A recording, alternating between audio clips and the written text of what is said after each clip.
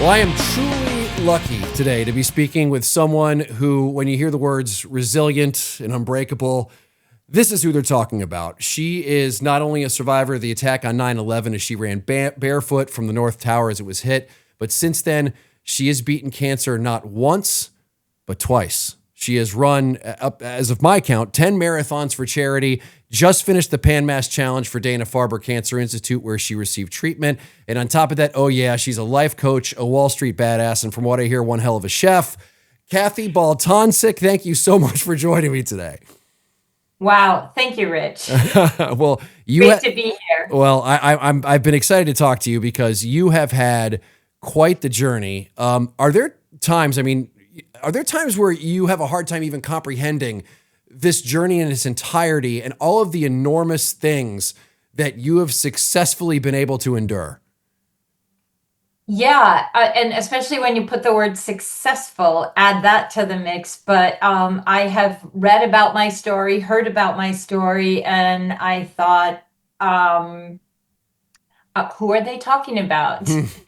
uh, yeah. And then sometimes I think, whatever, it's just my life. I'm not all that out of the ordinary, but apparently not everybody has a life quite this crazy. Yeah, that's got to kind of feel like out of body when, sometimes like I've seen some news reports with you on it and I've got to think it's strange. Like, man, I can't believe I got past that. Man, I can't believe I got past that. And that one as well, and then is it tough for you sometimes to revisit some of those moments and go, man, if I would have known back in the day that I would have had to have faced all these things, do I think that I would have been ready for it? Oh, I don't think there's any way I could imagine being ready for it. And it's funny because I used to, when I would introduce myself to, if I was facilitating a leadership workshop, and I would introduce 9/11 as like the thing that changed my life. And little did I know that was going to be on a wash, rinse, repeat cycle for quite a while. Wow. So I don't imagine any way of anticipating any of this. Well, Kathy, in 2023, you were diagnosed with breast cancer and you successfully beat it, only to find out 2 weeks later that you had colorectal cancer as well. And I've got to think there's probably two different mindsets going into the first time you have cancer and then the second time you have cancer. Am I right? Am I right in that? Is that, maybe the first one you are not quite aware of what to expect, but the second one, it's going to be tough. Yeah, and there was an absolutely yes to that. And I don't want to ever say that my first treatment was easy because there is nothing easy about cancer. Relative to the second one, it was a lot easier to get through. So I think I had a little bit of false, like, it's not good, but I know I can get through it. I was even able to work for most of the time I was being treated for breast cancer. And the second cancer was like, I was out flat. No way of anticipating that it would be like that. How tough is it for someone like you who is so athletic and so active to basically have all of that taken from you while you are recovering and while you're going through all of this? Is that a tough thing to kind of handle this almost like it's a different identity that you have while you're going through it than you're used to having? 100%. And I would say that is still ongoing as I navigate everything. But I remember one day thinking, I'm a runner who can't get off the couch or up a flight of stairs. I'm a chef who can't even eat. And I'm an entrepreneur who isn't working. So who am I? Yeah. um, yeah, and I think especially for people that are on the go like you are, like I am, and sort of always looking like what's next. Um, okay, I'm a little addicted to achievements, I'll admit that, Yeah. but you have to just completely reset your whole mind about. I remember at the beginning saying, okay, no daytime TV. Hmm.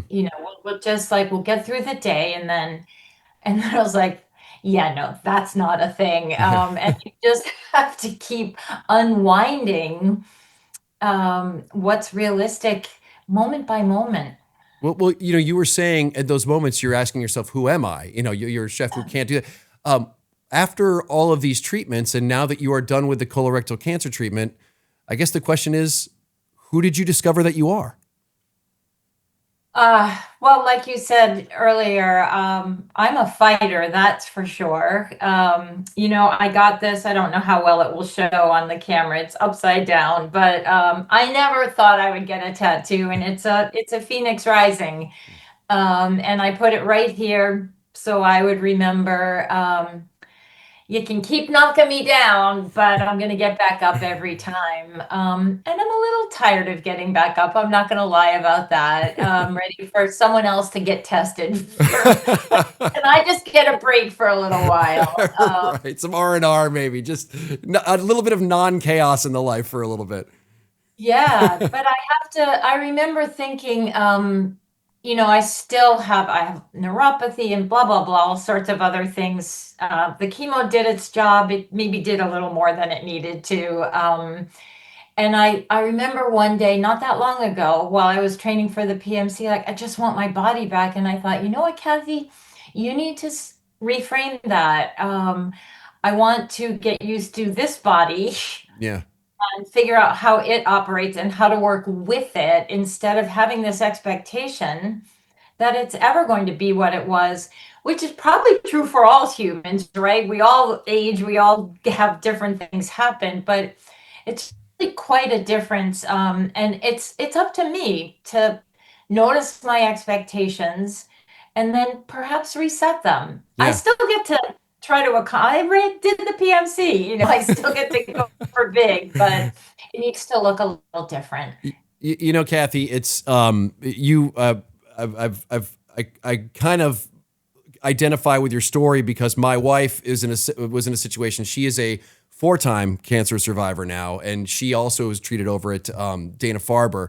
And thinking back in her journey, because she first was diagnosed in 2013, the one thing I learned is that when people find out that their friend or loved one have cancer, they really have no idea how to act or behave. Like, I didn't know how to be a good husband to a cancer patient because I was this like optimistic cheerleader. Everything's going to be okay. It could be worse. And, you learn pretty quickly that, she just needed to be angry for a while. And, she needed someone to agree with her, when she got her diagnosis that, yeah, this sucks. And, I almost think I wish there was a handbook that, Kathy, people like you and my wife could write on how do you be a good friend to someone who is going through cancer treatments. And is there any kind of advice you could give because God knows I needed it back in the day. Yeah, well, we're not taught that. But side note, I'm writing that book and doing a TED Talk about it. So stay tuned for more Awesome. Great. information. Yeah, and I think you said one of the most important things, Rich. We want to be cheerleaders. It's because of our own fear that we want to be cheerleaders, right? And it's like, I want you to be happy, and then, oh, I get to be happy, or I get to have hope. And it doesn't work. I did not want cheerleading. I knew people were trying to make me feel better, but it has the opposite effect. And the cancer I have has a 50-50 chance of coming back. And people say to me all the time, just focus on the 50% that it won't come back. And it's like, yeah, on a good day, I can do that. And I can feel the emotion here, but there are days when it's just like expletive, deletive. No, Yeah. I can't focus on that right now. I'm scared. I don't ever want to go through what I went through last year again in my life. Yeah. Um, and I think that it's also to remember we're all wired differently. Yeah. Even without cancer, we all need different things. Empathy looks different for all of us. Some people want a big hug. Some people just want you to say, mm-hmm. Yeah. We just all want different things. And to be able to both physically and metaphorically sit next to someone. Yeah. And what do you need today? What do you need in this minute? Forget today.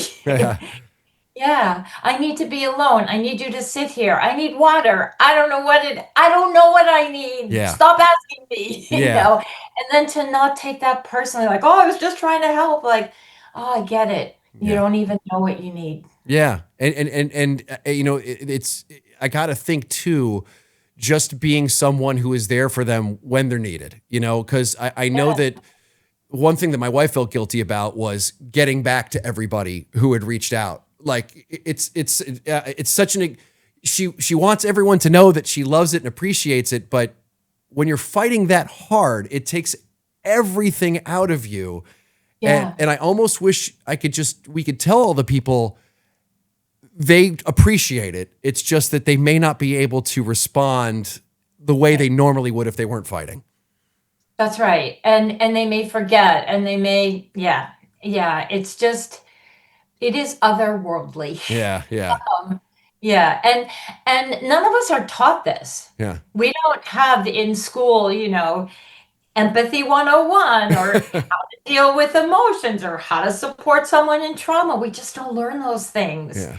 And so there has to be grace on that side too, like for yourself, like, oh, I got that wrong. Okay, Yeah. I'm trying. Let me see if I can do better next time. Did you ever find yourself becoming the misery bartender? This was a weird thing that happened that I noticed is that for some reason, when people would find out that my wife had cancer, they would go up to her and tell her stories about people that they knew who had cancer. And like, they would be like, the people wouldn't live. They'd be like, oh, so how are they now? Oh, they're not.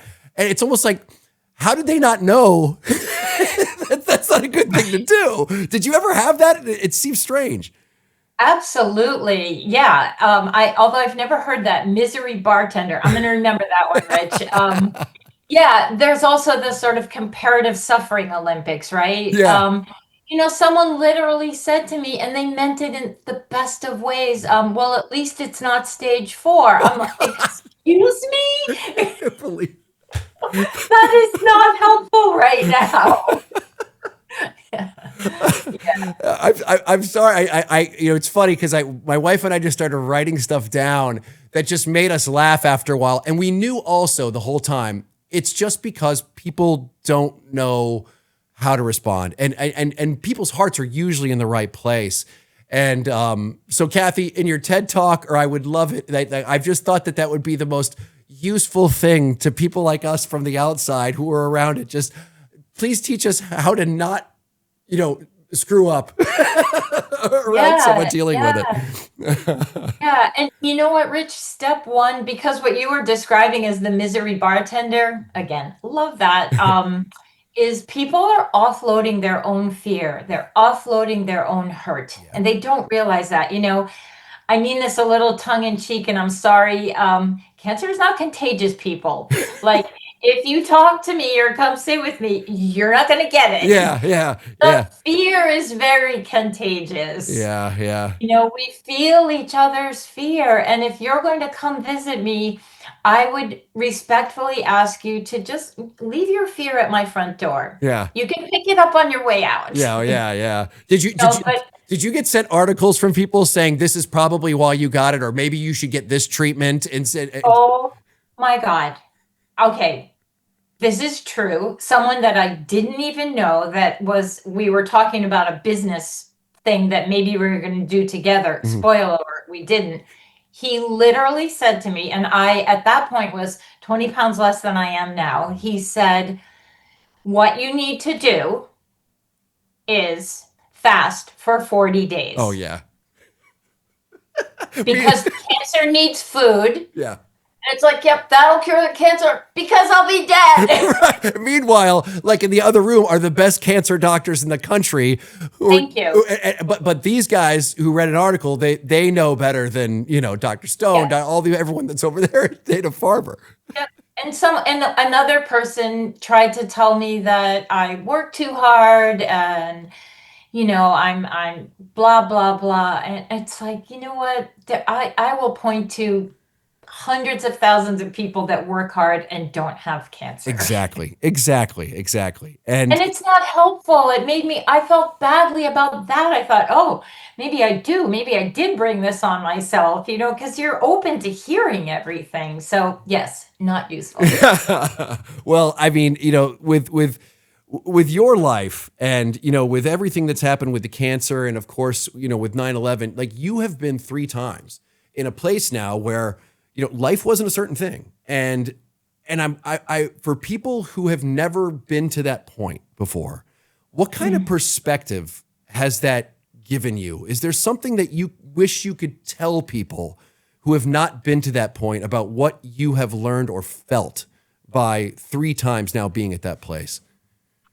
Yeah, it's such a beautiful question. And let me try to give you a condensed answer because there's so much in there. But I think the first one is falls into the big bucket of compassion. And for each of us humans to remember that we don't know what someone else is going through. We just don't know.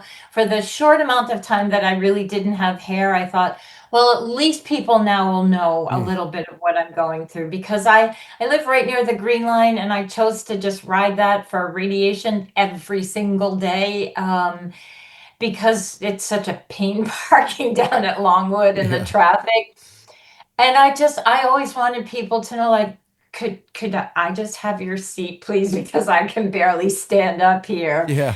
Um, but if each of us would just look at people and think, I don't know what, like maybe she wasn't kind to me, maybe she got in front of me, maybe she's going through something that I know nothing about. Um, and compassion for ourselves that we'll get it wrong sometimes, but that doesn't mean that we should stop trying. Yeah. Yeah. That is, it's funny. My wife used to say, you mentioned the hair, and she's like, sometimes I wish, in her some of her treatments, she didn't have to lose her hair, and a couple she did. Right. And she's like, sometimes I wish I didn't have it because people don't understand. She goes, I want a button that just says, I'm trying my best today.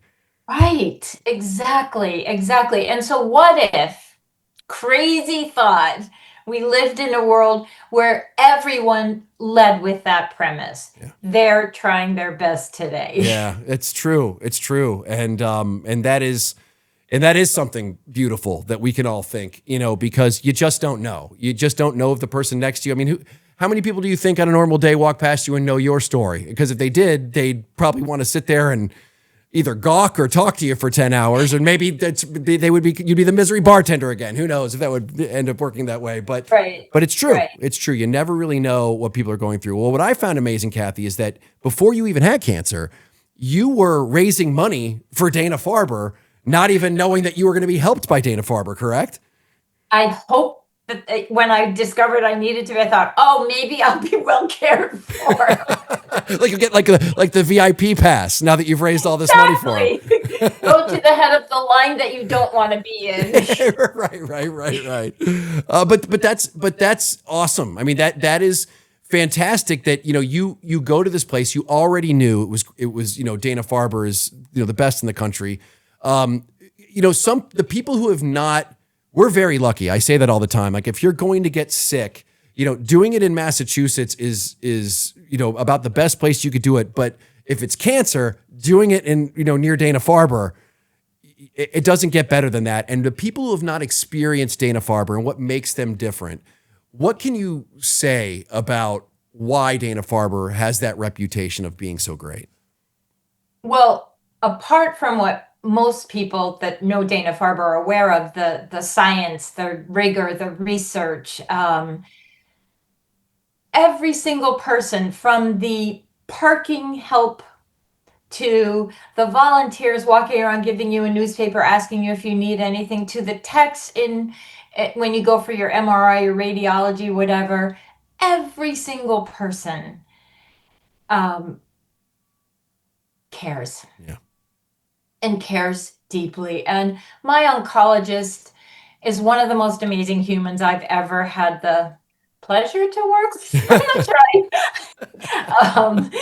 But he would know what I mean. But he's not only is he brilliant, but he is kind and compassionate, and he treated me like an intelligent human being. I asked some pretty tough questions along the way, and he was always so thoughtful and honest with me. I maybe I'm wrong. I don't think I am. I don't believe he ever hid anything from me or padded it with pretty words. Yeah. He told me what I needed to do and know. And the thing too, Kathy, is that somebody once told me that Dana-Farber did a lot of studying, not just on how good hospitals are run, but also on the hospitality industry. They did a lot of research on some of the finest hotels because they wanted people, when they went to Dana-Farber, they're going through enough. You know, these people are going through the most traumatic thing that most people will have to go through in their life. And they've created an environment there where if you got to go through something tough, this is the place to do it. And this is the type of people who have that bedside manner, who know exactly how to talk to you. But as you were saying, but also not, sugarcoat and fluff, but they also know exactly the right thing to say that is informative, but also caring as well. Exactly. Yeah. Yeah. So how did it feel raising a bunch more money on a bike this time? Oh, wow. What an experience. I mean, talk about a well-oiled machine, an amazing organization. The Billy Starr and what he has created, like, hats off to you, dude. It is phenomenal. And I do business. I work with high-powered management consultants, and they have cracked the code. Yeah. It was a phenomenal experience. The biking was hard. If I were to have advised myself in January, I would say maybe wait a year, because I was still in October I still couldn't really get up a flight of stairs without taking a break, and then in August I biked 180 miles. Oh my word! But I think I did it because of the amazing support. Every rest stop, water stop.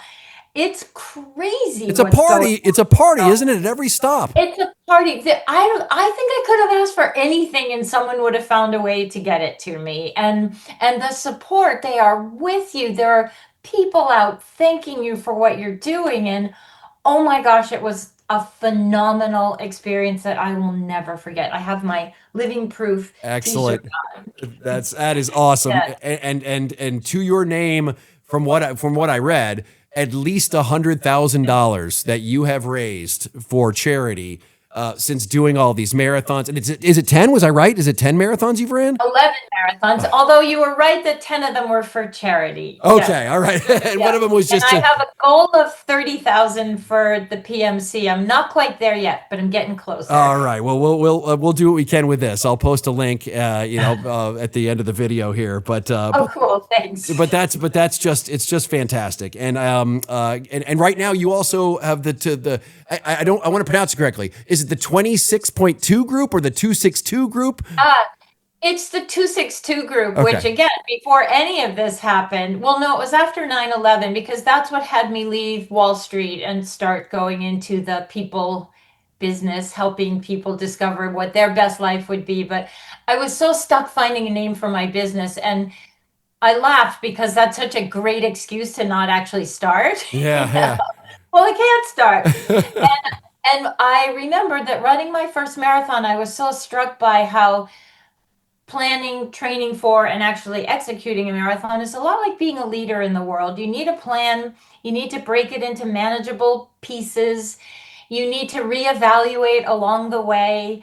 And you need to have a solid goal that you are mind, body, and soul bought into. And so I didn't want to call it 26.2. I didn't want people to think I physically trained runners. So I named it 262 group. Excellent. But Excellent. it was in honor of marathons and how they change your whole life. When you finish that first one, you're like, OMG. Can I ask you a nerdy athlete question? And that is, absolutely. I love asking people what they think about when they run. Like, what do you think about when you run? I think about different things. If it's a tough long run, I create the goofiest rhymes that you have ever heard. Let's hear them. Oh, I don't know. I might say something like 1 foot, other foot. Let's keep going, because you need to distract yourself. Yeah. Oftentimes I will, when as a coach, as a people coach, I often tell people, if you're stuck, get up and move. Yeah. Right? Because if we physically move, it frees up our brain to start thinking differently. Yeah. And so I solved so many problems while I would be out running. I also recovered from 9/11. I had an amazing running partner, and she would let me just debrief everything I was thinking, feeling, everything that had happened. I learned that you can cry and run Wow. simultaneously. Wow. And I bet that's even double powerful too. Like it's a cleansing, I would think. It is. It is. So, and then sometimes I listen to music, and sometimes I listen to an audiobook because it just distracts me, and I like to have a break from my own crazy mind. I had a friend of mine tell me one time that he just counted to 8 over and over in his head. And for a moment, I thought he was a serial killer. Like that would that would absolutely drive me insane. He's like, I just count to 8. I'm like, okay, well, I don't know if we can be friends anymore. You're kind of weirding me out with that. Yeah, and then as it gets further along, you just have to keep making the next goal even smaller and smaller. So for the Boston Marathon, by the time I get to Cleveland Circle, I'm thinking just get me to the next block. Yeah. One more street, one more street. Yeah. Yeah, and to learn to do positive self-talk helps so much when I'm running. Like, I got this. I'm a little stronger today than I was yesterday. You know, when I ran a mile, my niece was here and her daughter, and we did it together not that long ago, maybe in June, without resting. And a mile for a marathon. And I was like, yes. Well, that's I you know, as I said, for you to have gone through all of the treatments that you've gone through and be able to pull off a Pan Mass challenge, and this isn't like the dinky one that, you know, I was fiddling with. This was the real deal Pan Mass challenge. Is it's awesome. I mean, it really is unbelievable. And if you haven't written a book and released it, then I'm going to be very disappointed, because I can't think of anyone who has got more of a story or an inspiring story and can learn more from than your story, Kathy. It's truly, Thank truly you. So inspiring. give me a deadline, Rich. I do well with deadlines. By when should I write the book? I am saying by Christmas of next year, so we can have it under, you know, in everyone's stockings. A stocking stuffer for next year. All right. All right. By Christmas of next year, it's done. Yes. No, You heard it here, everyone. Awesome, Kathy. Well, congratulations on the Pan Mass Challenge, and congratulations on everything. And if people want to reach out to you and they want to, get your guidance, or, you know, how can they reach you, Kathy? Do you want me to just include my email? Is it the 262 group? Is that the website to go to? KBT@262group.com. You got it, Kathy. Awesome. Well, the number 262, just like it sounds. Perfect. Well, Kathy, thank you so much. It's truly been a pleasure this morning. Thank you, Rich. It was such a delight being with you. Take good care. Thanks, you too.